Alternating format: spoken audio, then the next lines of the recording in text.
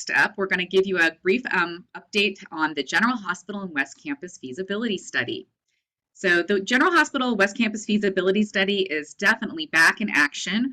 We're delighted to report back to you all about our recent community at large meeting that was held on February 17th.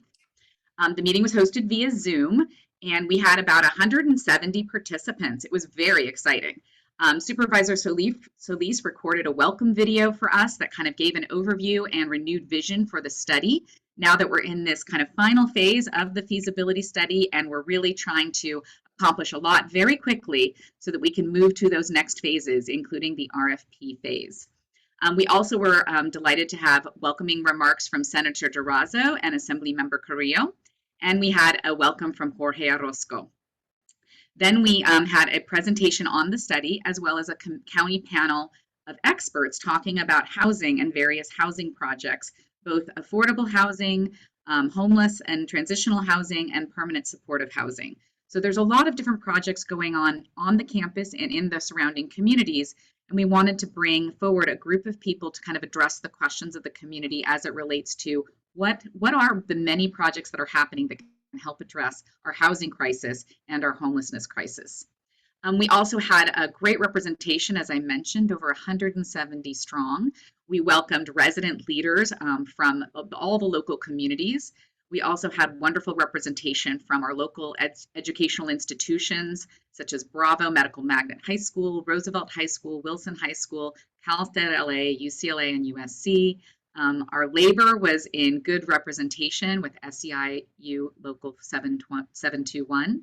And then we had quite a rich set of community-based organizations, as well as organizations providing health, mental health, and homeless services. For those of you who participated and joined us that day, thank you so much for coming out. Thank you for your interactive questions and your commentary. It was really delightful to have you join us on the 17th. So through the course of that meeting, we really raised a lot of interesting questions and dialogue around several key issue areas. So we kind of grouped those ideas into this little framework to share back with you. We saw a lot of questions, of course, relating to affordable housing, as that is one of the key considerations of the study, and I know one of the primary concerns from the community that's been raised throughout this process. We also heard a lot from the community about the need for homeless services and support. There were definitely questions about workforce and job opportunities and training programs that might pertain to the future developments on the campus. Also, a lot of interest in accessibility and accessibility needs as they pertain to the campus, ensuring that the campus is accessible to all, that there are greater connectivity points to other parts of the community, and making sure that it is both pedestrian friendly, bike friendly, and safe. And finally, there were several questions about community engagement and input, and what those future phases are going to look like in the study as we move beyond the study process into the RFP, the developer selection, and future phases.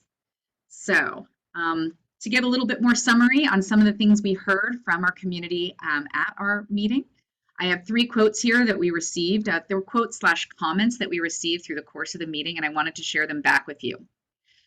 The first is, "Hi, my name is Maria Ruiz, and I'm happy and proud to be a part of this community, Boyle Heights. I was at the December 9th session. We were talking about our vision for the General Hospital.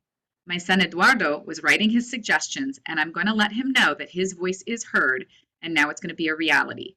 Like somebody said before, this is our General Hospital. So thank you so much for letting me speak. Thank you for all the work you're doing." We were so honored that Maria Ruiz came back and she saw that some of the comments she and her son had left at our December 9th Community at Large meeting were now being reflected in the study, in the feasibility study reuse model. We received the comments, we incorporated them into the feasibility study, and she saw herself reflected there. That was such just a wonderful kind of tribute to the community engagement process and just how important it is for community voices to come out to speak to advocate for their needs, and then of course to see that feedback loop closed when they see their feedback and ideas are represented in the final product. We also had another comment that reads, "It all sounds so overwhelming and great. When looking at the design of campus and incorporating the community, I hope you mean that all the communities that have been served by this campus and all that can be served in the future. We needed to look toward the future as not to be caught unaware. As a level 1 trauma center, there should be no limits. I think that really reflects back on the importance that the LAC-USC Medical Center has in the heart of this community and as a flagship medical center for our county. As a level 1 trauma center, we need to be sure that this campus continues to provide the best-in-class service and is able to pivot to new health needs. We certainly saw that during the pandemic, the incredible importance of having a medical center that could flex to respond to the emerging needs of the community. Final comment. Many thanks to the directors of programs and projects. Many thanks to the speakers. Many thanks to Supervisor Hilda Solis, to the Senator. Thank you. Thanks to Assemblywoman Carrillo. Thanks to all the people who have been interested in the community. They deserve to be recognized for all their work and effort. They deserve our respect and gratitude. We wanted to end with this particular quote because we just wanted to reflect upon the fact that so much incredible leadership has come forward to be part of this project. Supervisor Solis has had this vision for years at this point that this campus can be something really significant in the future as a community serving space, as a hub for affordable housing, resident services, and of course, furthering the goals and the needs of our healthcare system and of this incredible medical center. And we're just very grateful that so many people are rallying around this potential opportunity to really maximize what becomes possible here at the campus. We also wanted to reflect on a lot of the questions and comments we heard through the process. We received many questions, some of which we were able to answer in real time at our meeting, others of which we had to take offline to craft better answers and more complete answers, I should say. And those are all going to be posted up on the HICP website, but I thought I'd just highlight a few right here. One of the questions raised, why are commercial office space and market rate housing included in the feasibility study? An excellent question, and we've heard it a lot from the community. And we wanted to reflect back to everyone that the project needs to combine community needs, county requirements, technical issues, and financial feasibility to ensure, as Supervisor Solis has said, that we receive responses from multiple best-in-class developers to transform General Hospital and West Campus. And then a follow-up that we are still evaluating how a mixed-use project can be financially feasible. So we just want to reflect that all potential uses are really being considered for the campus at this time as we come up with a reuse model that will attract best-in-class developers to bring forward creative and inventive approaches to being able to create a community-serving campus here at LAC-USC. We received a question about, will the building include services for homeless individuals who have the dual diagnosis of drug addiction and mental health illness? We were really delighted for this question because it was such a perfect segue into our our county experts panel and the conversation about the Restorative Care Village, which is exactly designed to meet this purpose. The Restorative Care Village, as we know, is ready to open momentarily, anytime now. The ribbon will be cut and we'll be opening and welcoming people to take up residence at the Restorative Care Village, which is comprised of the 2 service hubs, the Recuperative Care Center, as well as the residential treatment programs. And that is exactly to take care of people with unstable housing and high medical, mental health, and substance use needs. So we're delighted to be able to respond back to community that those needs are being addressed, not necessarily in the General Hospital building itself, but in the complementary buildings on the campus. And then there were several questions about accessibility and green space and connections back to the larger community. So we were delighted to see a question about efforts to ensure greenways for travel, such as running paths, walking paths, bike paths around the campus, and a connector point to Cal State LA to give a longer opportunity for connection as well as exercise routes. So we're also really happy to have with us today two presentations about transportation updates related to Metrolink. So there are a lot of accessibility and connector conversations going on as part of not just the feasibility study, but also other project opportunities as well. And we hear you loud and clear that making sure that any new developments on the campus are really ensuring greater accessibility for people of all levels of mobility, as well as greater access points that don't necessarily rely on cars and really encourage people to be able to take safe walking and biking routes to our campus and around the campus and community. So anyway, some of the representative questions that we received at the community at large meeting, like I say, we just wanted to share those back with you. So now I wanted to ask if anyone who is with us today participated in the community at large meeting on the 17th and has any reflections or comments that they might want to share out.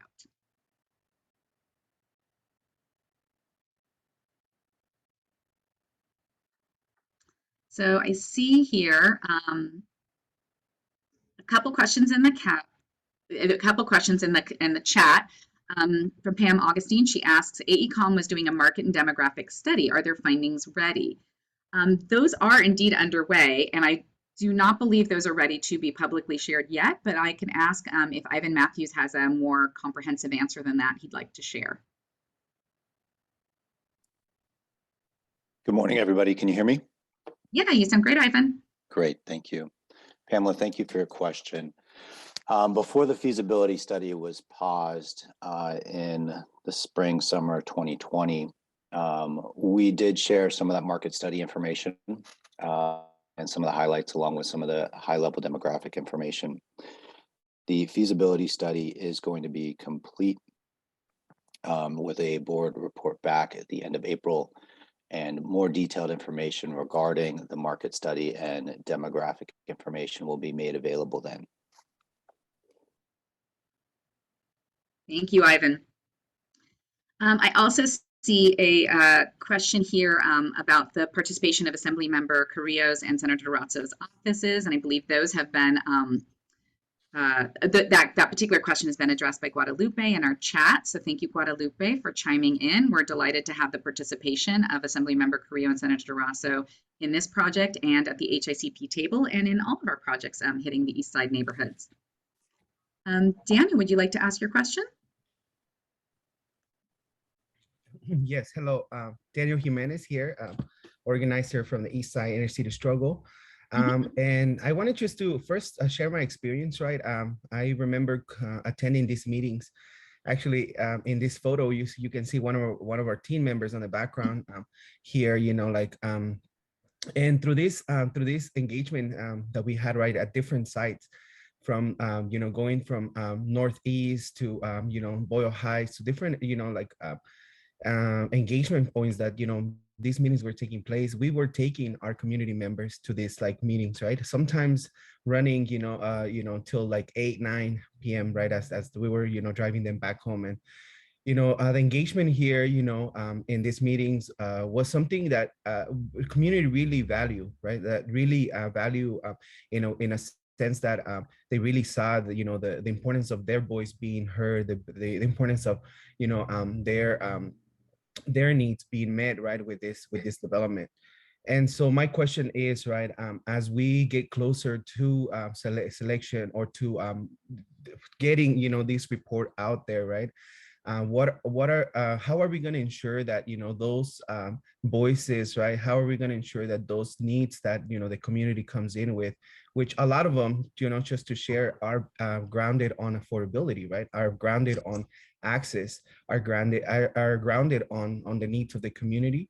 How are we going to ensure that, you know, these needs are going to be carried out not only through the creation of this report, right, but also through the selection and through the construction, right, of the project? Because I think it's super important that we really talk about affordability, right? Not in the sense that affordability is being defined at the moment, right? Where you're talking about a certain percentage or a certain amount of money that you need to make.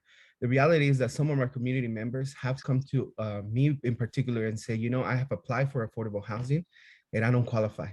And I don't make enough money, right? I'm below the, you know, the minimum that you can do so that you can qualify for affordable housing, and I don't qualify. And so those are the folks that, you know, really, you know, I'm thinking about. What about those folks that are below, you know, the medium income, you know, are far below the medium income, right, for the area. They are currently being driven away from our communities, right? Like a couple members that already have been driven away by displacement, and some of them that are right now, you know, being displaced and cannot find a place on the East Side, a place on their community that is affordable for them. So that, yeah, thank you for listening. That's my question. Yeah, thank you so much, Daniel. And of course, I mean, that I think has been one of the preeminent concerns of the Health Innovation Community Partnership Table, as well as this particular study project, the General Hospital Feasibility Study, is that sense of affordability for this community. And how do we ensure that this project, as the study moves into future phases, that those concerns are heard loud and clear. And I know that we can speak on behalf of the supervisor's office in saying that she too has heard these needs, and she feels them very deeply, that there is a crisis on our hands with housing affordability and homelessness in this neighborhood and the larger county as well. So as we look at this particular study, which is a true mega study, it is such a large project when you think of 19 floors of General Hospital as well as open parcels of land on West Campus. There's going to be a lot of opportunity for different needs and uses to be brought forward. And the project has, through Supervisor Solis's direction, the project has committed to doing better around affordable housing than you typically see in projects, both with the percentage of units that are going to be deemed affordable, but also the affordability levels. The specifics you're mentioning about particular people that qualify for one level of affordability or not, I'm afraid I don't have enough expertise to really respond to that and to say, like, how do we make sure that the most vulnerable members, you know, have their access and have their opportunity too. That's a very challenging situation.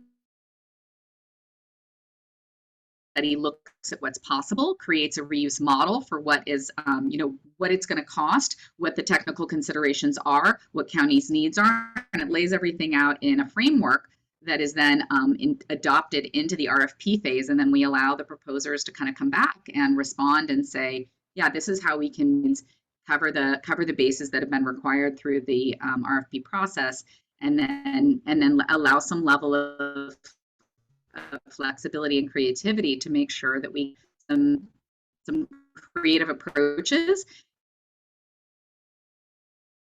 That is, I like I say, I don't have more specifics on the affordability levels other than, you know, I can definitely direct you to the materials that are available on our website, where there is an affordability housing fact sheet, and it talks about the different levels of affordability that are being considered and will be included in the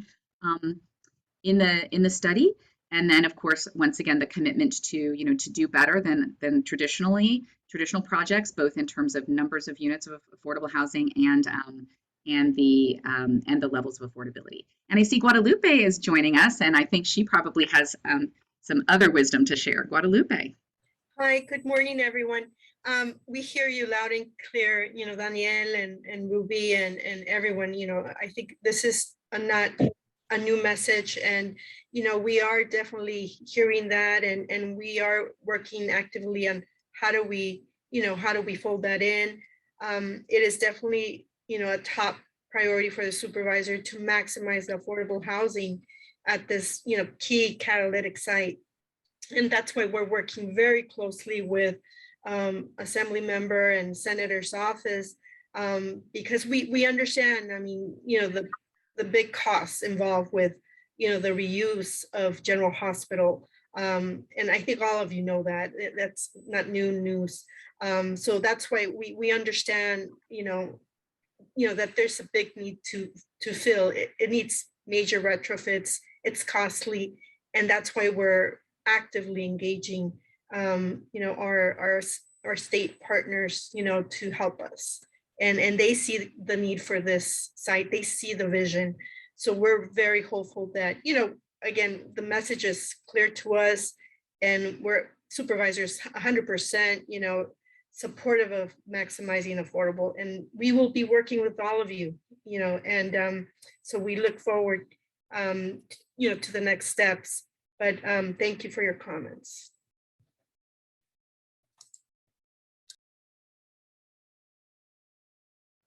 Thank you so much, Guadalupe. I see Pam, you have a hand raised as well. Thank you, Heather, and yes, thank you, Guadalupe. Yes, no, I guess. I'm sorry, Pam, if you're speaking, I really can't hear you. Can you please speak up? Can you hear me now? It's so faint, I personally cannot. Are other people having trouble as well? There's multiple times. How about now? How about now? Better. It's getting better.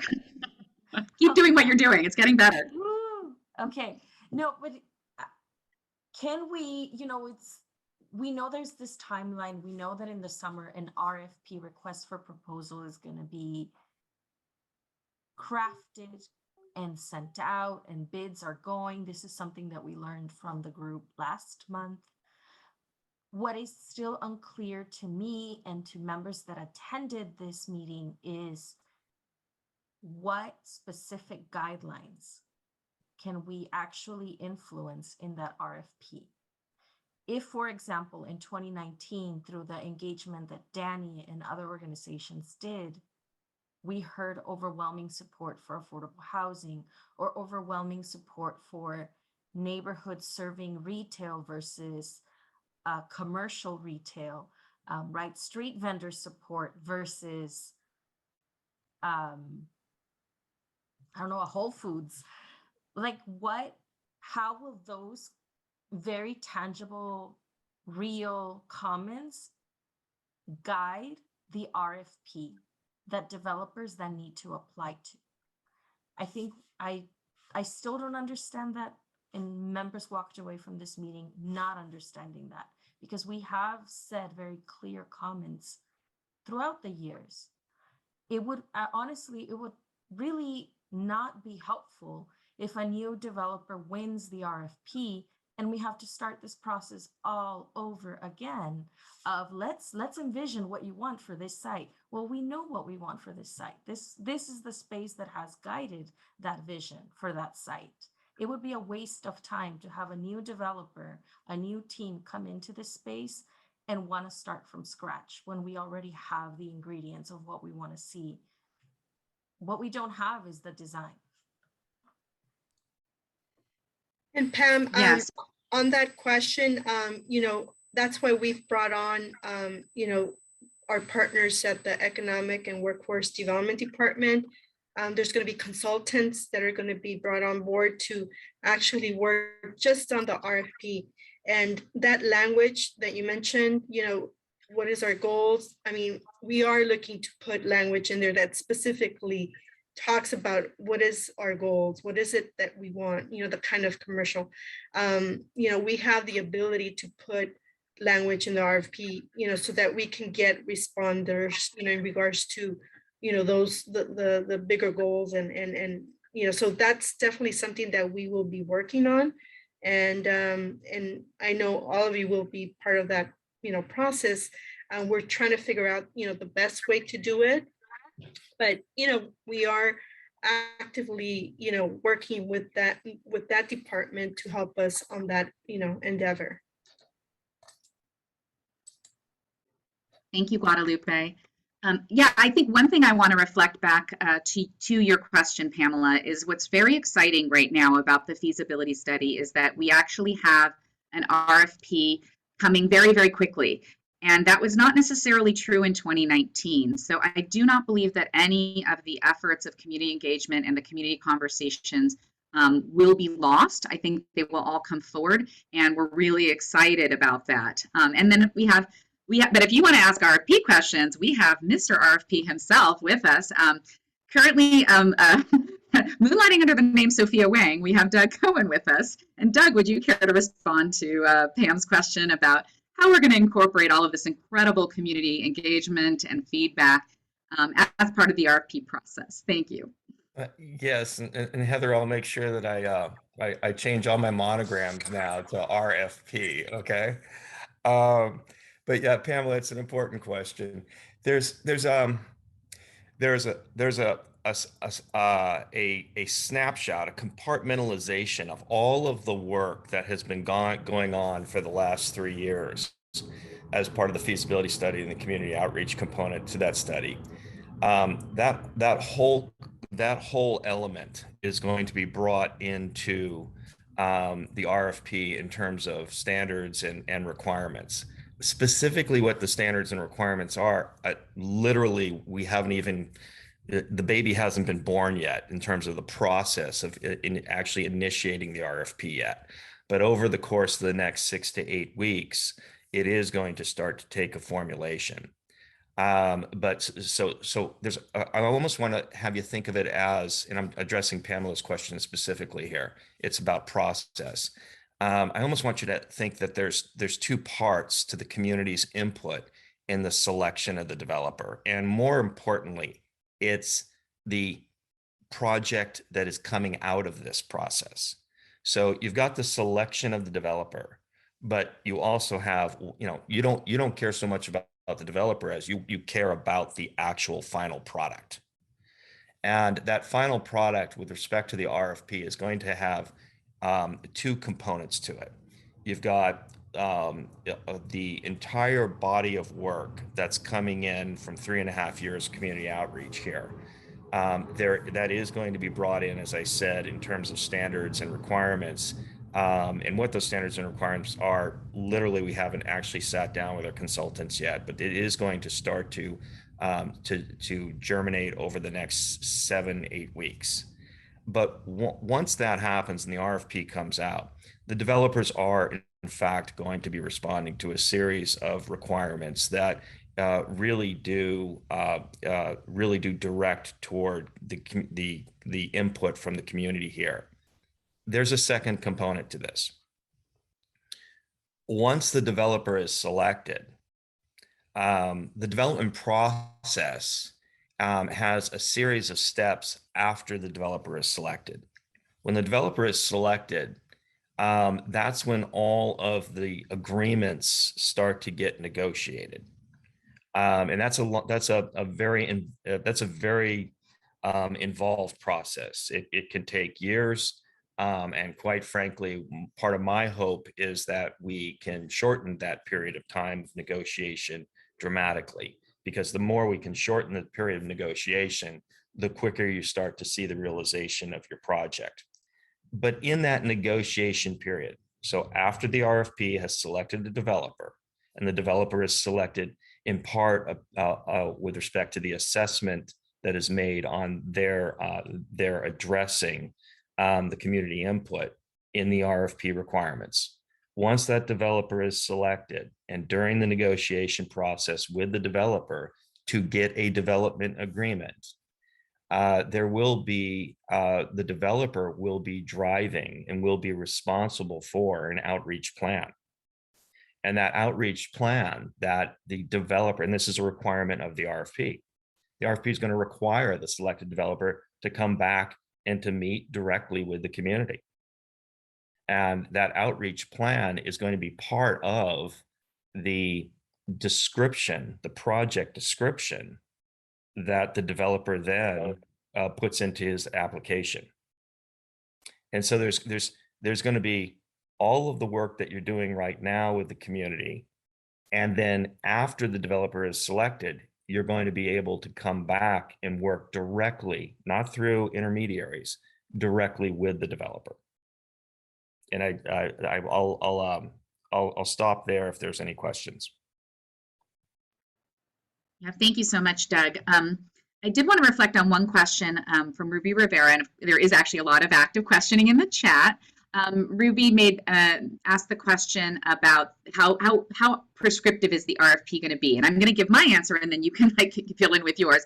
And essentially, Ruby, I think the RFP will have guideposts and goals and the concepts that the developer must respond to, but it won't be prescriptive to the degree of X number of units of X number of square feet of X. I think that's the level of prescriptiveness that we're saying will not be part of the RFP process, but the big broad framework will be. Those ideas are coming forward as part of the RFP process. Do I have that right, Doug? Is that close enough? On that question of prescriptivity or prescriptiveness. No, I think it's right. And yet, I think we all know that the more specificity we can provide in this forum, the better. And yet the specificity that we want to provide in this forum is answering a question about the lack of, specificity in terms of prescriptive elements that we're requiring of the developer.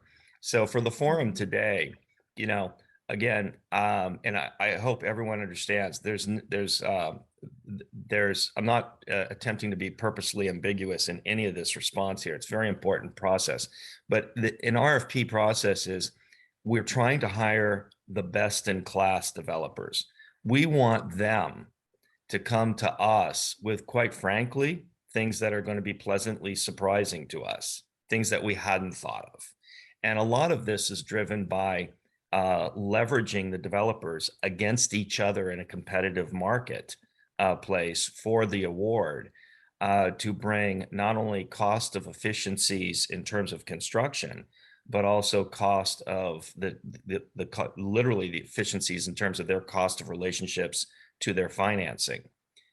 This is all going to come around a set of circumstances that in terms of requirements for the developer to address, those set of circumstances are in fact going to be addressing in no small part what our expectations are. Now, expectations are not necessarily requirements, and that's an important element for the forum to understand.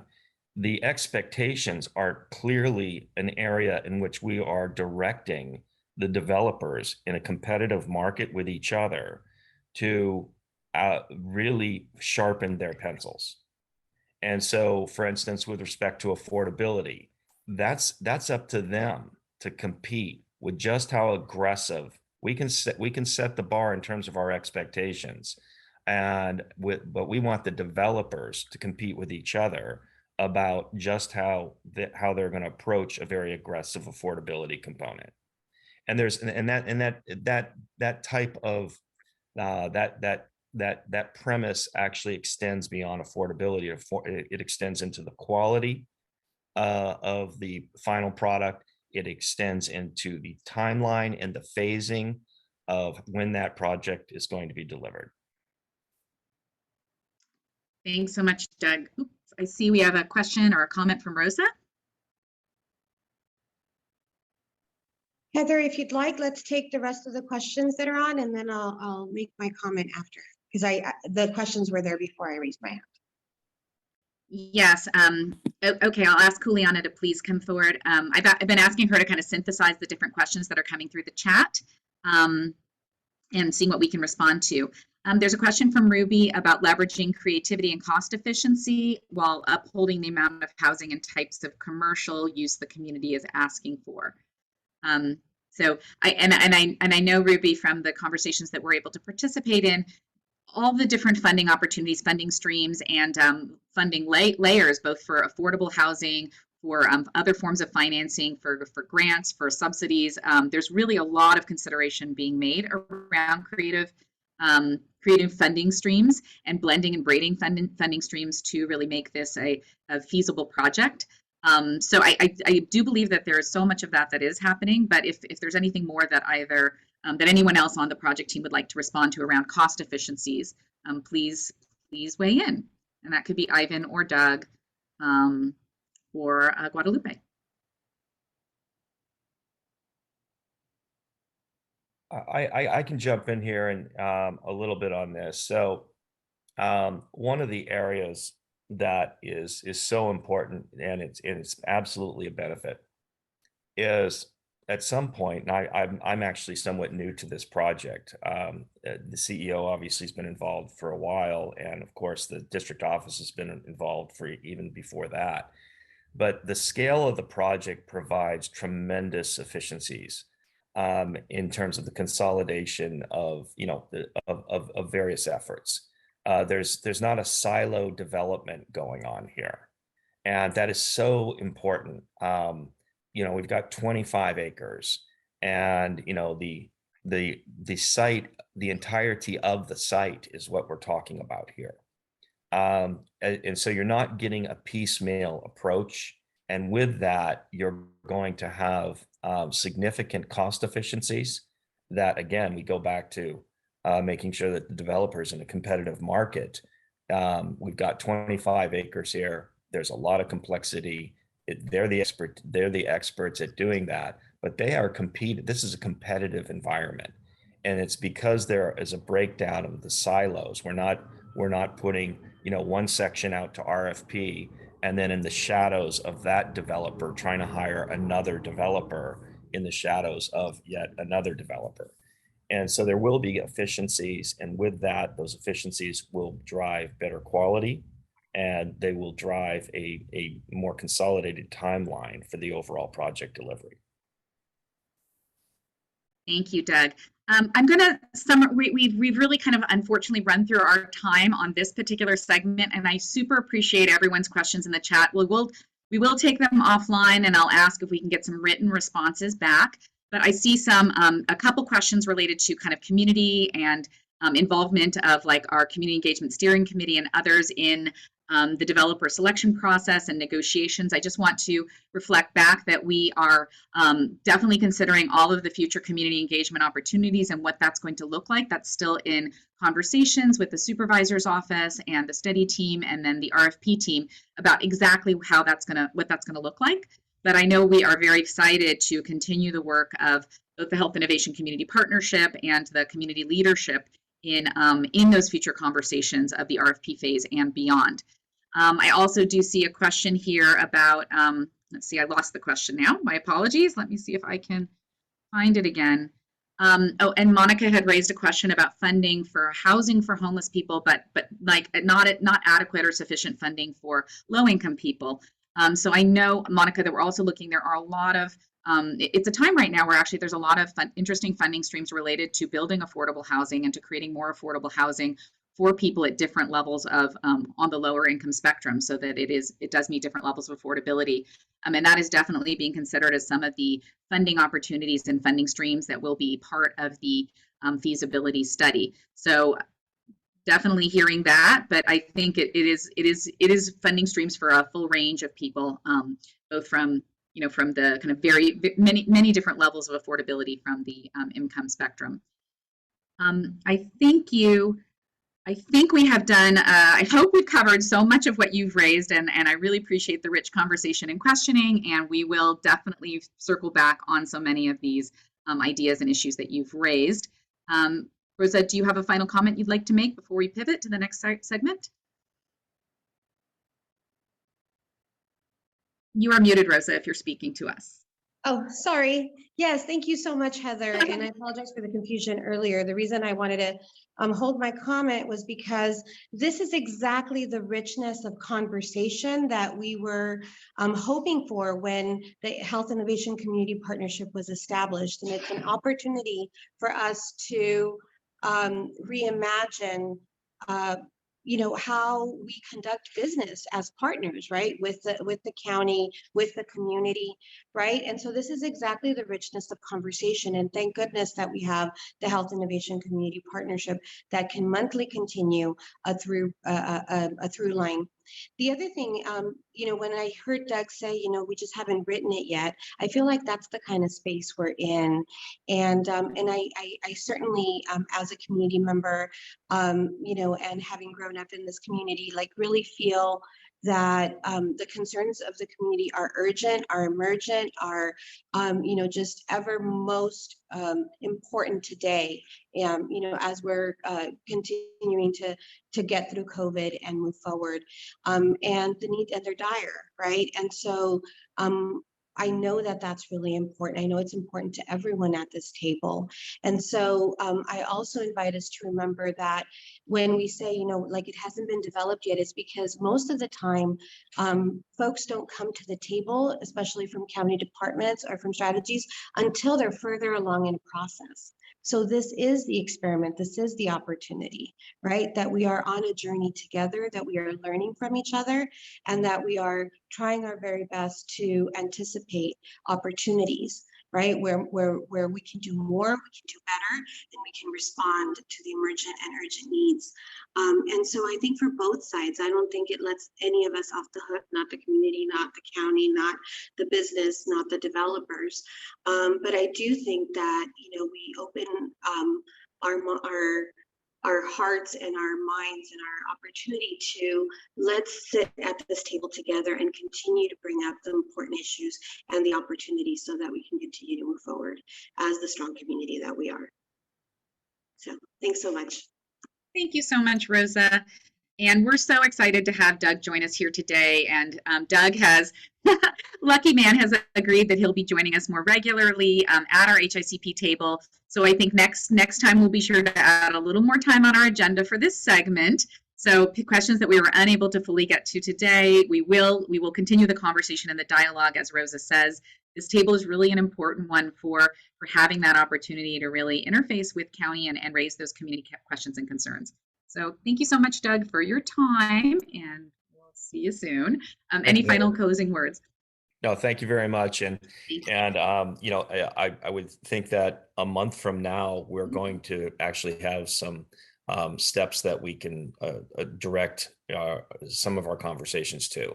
So we're definitely Yeah. going to be getting underway with this RFP process. So exciting. I mean, we all can't wait, basically. All right, so Thank you before we all. move on from this segment, I just want to mention again the HICP website. We have materials from our community at large meeting, the recording in English and Spanish. So if you're looking for a refresher, if you missed the meeting, please do visit us. It's all housed on our HICPLA.org website. There's a General Hospital Feasibility Study tab, and the website is available in English and Spanish. There's a button at the top that you can toggle between. So here's what's coming up next as it pertains to the General Hospital and West Campus Feasibility Study. We've had our community meeting February 17th. We're at HICP today. There's a wellness center site tour that's coming up. I'll be telling you a little bit more about that in just a minute. And then we have presentations scheduled both at the April HICP and the May and June HICP. So this will be a regular conversation. The things that we didn't get to today, or maybe we didn't have full response today, we'll be able to readdress them at a future meeting. So that's good. We also are planning to go out to neighborhood council meetings in the month of April, and then we'll be hosting another community meeting where, you know, an evening meeting, everyone's invited, and that is going to be scheduled for that mid to late April timeframe. We also have the community engagement team is available to come present and make, you know, to invite the conversation in other community spaces. So if you have a meeting or a group where you'd like one of our community engagement presenters to come, please let us know. We'd be delighted to join you and, you know, and kind of present the materials in their current phase and take back your questions. Okay, so as mentioned, one of the upcoming opportunities for community to kind of get a little more information on this study is joining us at our Wellness Center 8th anniversary. The Wellness Center, as we all know, located on the first floor of the historic General Hospital. This is our 8th anniversary this year, and we're so excited to be back in person. After 2 years of virtual celebrations, now we are going to be bringing community back to visit with us and to celebrate with us on Saturday, March 12th from 11 a.m. to 2 p.m. You'll see that we're going to have music, entertainment, a health fair, activities and prizes, and very pertinent to the purposes of the study, we're going to be having a little site tour / visit where people can kind of observe various aspects of the General Hospital building, get some additional information on what's being considered, as well as looking at those parcels of land on West Campus that are under consideration as part of the feasibility study. So it's a nice opportunity for those who want to familiarize themselves more with the elements of the space itself to come join us on March 12th for that opportunity.